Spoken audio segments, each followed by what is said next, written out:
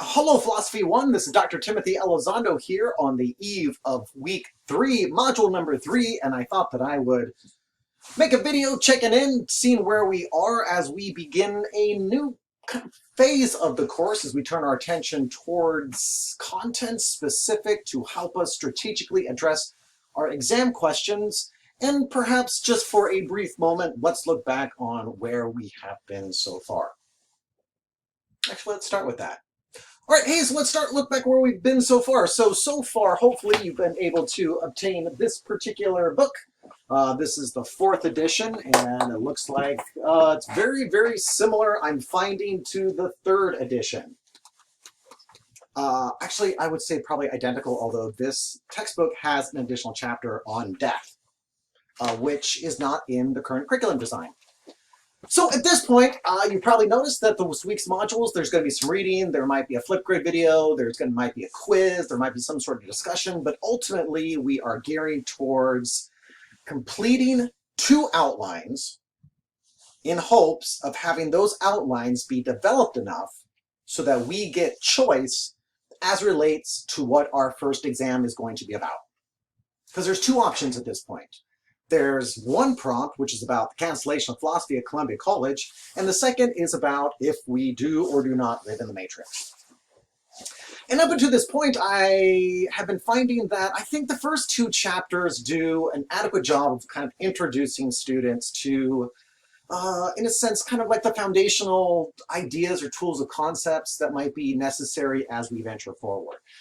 Chapter 1, what I take from Chapter 1 is that philosophy is a discipline that entertains very abstract, ethereal content and concerns itself with questions that are removed from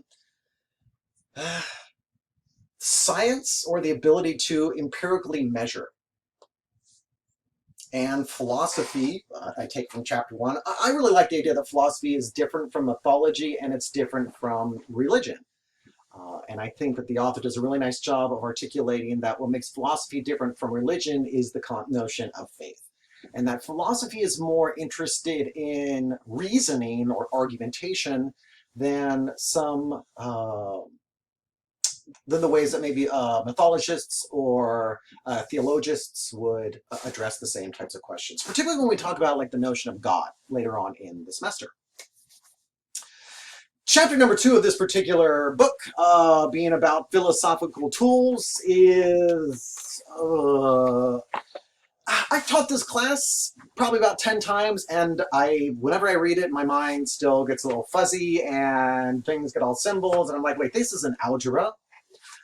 But one reason I really like the chapter is I think it does a really nice job of articulating basic syllogisms to students that they can use in construction of outlines.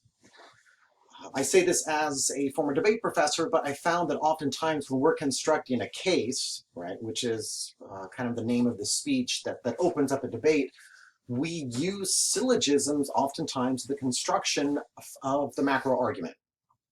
Right, so we might start with our very first point being A equals B, and then our second point is going to be B equals C, and then our third point is ergo A equals C. If you're interested in more doing a deep dive of the contents of Chapter 2, let me know. I can introduce you to some resources. However, I would say more of a deep dive of the content of Chapter 2 is going to be in the direction of logic. And if you notice the way the chapters are divvied up in the textbook, each chapter is kind of about a different specialization or sub-area found within the field of philosophy.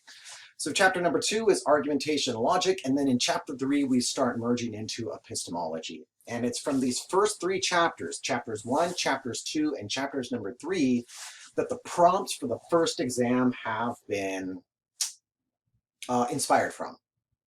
All right, so there's nothing in chapters 4, 5, or 6, or anything else down there that I would expect to see in your outlines as relates to the first 2 prompts. Okay? All right, so I'm going to shrink my box a little bit and let's look at the course. So I'm opening up the 3rd module today, and if you notice, there's going to be some readings that are contained within this week's readings that are going to require you to go to the OCR. And you might be asking, well, what's an OCR? The OCR is the online textbook that I'm using for this course, and it can be found in the additional reading material. So right in these particular links. These first two books, this book here is kind of an overview kind of book that from the author, similar to this book where it's talking about more of like the major themes, kind of offering, I probably just use the word overviews, versus the second book that goes along with it is the anthology. Very similar to how we have an anthology. Where's my anthology? I don't know where my anthology is. Here's my anthology, a bigger book of essays written by other people in time. So that's how you find those particular textbooks. And so that's going to be the reading material.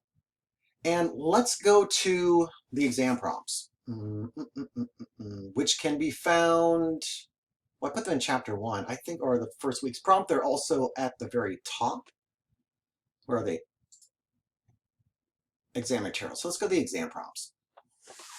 All right, so there's 2 exam prompts for this particular exam. The first draft of the outline is going to be due the end of week 4.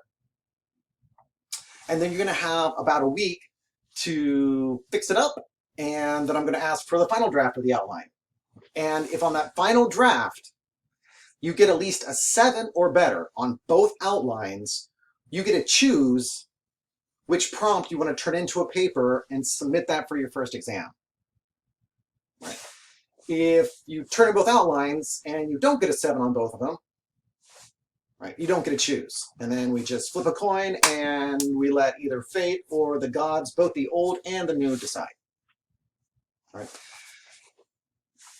So we've got 2 exam prompts. All right, so let's just talk about one for a little bit because I've got about 6 minutes here left on my timer. Number 1, is it possible that we live in the Matrix? What I mean by the Matrix is I'm talking about the very kind of original movie, The Matrix, made, when was it made? I think it was like early 2000. This movie can be found, I believe it can be found on Netflix currently. It can be available at the Columbia College Library. It's a very common, popular movie. And the idea behind it is that we live in a computer simulation, or we lived in simulated reality. And so you were being asked to take a position, is it possible to live in the Matrix? Defend your position utilizing the ideas and contributions found in your course readings. So the idea is that you are bound by the course readings to address this particular question. You need to explain the criteria needed to address the question. In other words, a criteria is like a measuring stick. It's like a rubric. So it's like, okay, like how do I know if I live in reality or not? How do I measure that? And that gets to the next question, is where does one find ontological certainty? Ontological certainty would mean, how do I know that something is or is not? All right, does this exist? How am I getting any information that might help me confirm the idea that there's something here? Don't know. And then finally, is it possible to step outside of the matrix? Right. So that's the first prompt, and it's a pretty tricky outline to construct, but I think it can be done. I've also provided an additional book, which can be found in that same section where the free textbook is. It's called The Matrix and Philosophy, and it's a rich anthology of different philosophers writing about the philosophical implications of the film. All right, the second exam prompt is that Columbia College leadership will be announcing the cancellation of the philosophy department. Please understand, this is a hypothetical thought exercise. It's not real.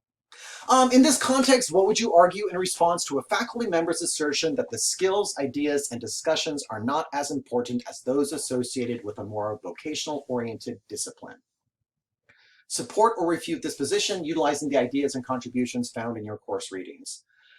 So, in other words, if you were a faculty member and you're in a meeting and you heard that philosophy was being canceled, and that then somebody else said, hey, we should get rid of philosophy, and that's okay because it's not as important as the other classes at Columbia College, which are more based on getting a job, right? Like a student could major in nursing and immediately after that find work in the field. A student can major in fire science and after that find immediate work in the field. It's really hard for philosophers to do that. I mean, we could find space to philosophize, but as far as getting paid to, ponder the meaning of the universe, not so much. Not so much. All right, so those are the two prompts. And what I've also posted is I posted in the very bottom of this third module is a couple different resources. First is going to be a video that I created that just is kind of an overview of what outlines are from my perspective. I use outlines in a wide variety of my courses, and so I created this video to help students understand kind of the paradigm that I'm operating from. Underneath that, I put in a link of an outline that a student created last semester for this course about, and it was about one of the exam prompts, about the philosophy one. So feel free to look at this outline to get an idea of how they used evidence, how they used sentence structure, how they used format, because this was a very strong outline that received a very high grade. The other item that I've put here is going to be a video that I created where I try to write a philosophy outline in a series of different episodes. So this is me starting out with my outline tackling the cancellation of philosophy department. So these episodes each are about 15 minutes in length, and I hope you find them helpful. All right, so the big idea here is that I understand there is a lot of reading that is assigned, and I don't know if I expect students to do all the reading. In fact, I don't know if that's even strategic. I think what is the most strategic at this point is to start looking at the essays that I'm emphasizing in the course readings and read those and try to find ways that the content that you see connects to the exam prompts. And I'd also start thinking about what does the evidence allow you to argue? Not necessarily what do you believe and can you find evidence to support it, right?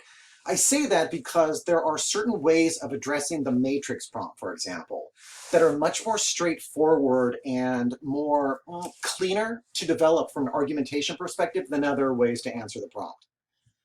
Sometimes there's students that are like, yeah, we live in the matrix, we can never get out, and oh my God, and the argument doesn't necessarily connect to the course readings. It's an argument they wanted to make, but when they try to find the readings to support it, there's not a connection. I think instead the way this course is designed is, hey, here's a bunch of evidence, and from that evidence, what kinds of arguments can you make? And I would say there's probably about 2 or 3 really strong ones as it relates to the matrix. I would say from the philosophy prompt, there's probably 1 or 2 that are stronger than other ways to answer the prompt. And so, yeah. So I guess that's as far as that train goes. I'm running out of time, but I do want to say I've been noticing that there are certain parts of the course that really haven't been taken advantage of to the full extent as I was hoping. The Q&A Cafe is a space that if you have any questions about the administration of the course or content, if you want me to talk about something, if you want me to create a video, feel free to let me know in that space and I'll kind of create some content and perhaps that would be very helpful. In addition, I also noticed that students aren't taking advantage of the extra credit that's embedded in videos. I understand that, if you're watching at this moment, you probably did take advantage of it. But hey, you never know. Just want to throw that out there because I will probably be offering extra credit very soon, just throughout the course. Okay? All right. Well, I hope all is well. If you have any questions, feel free to let me know, and I will see you later. All right. Bye.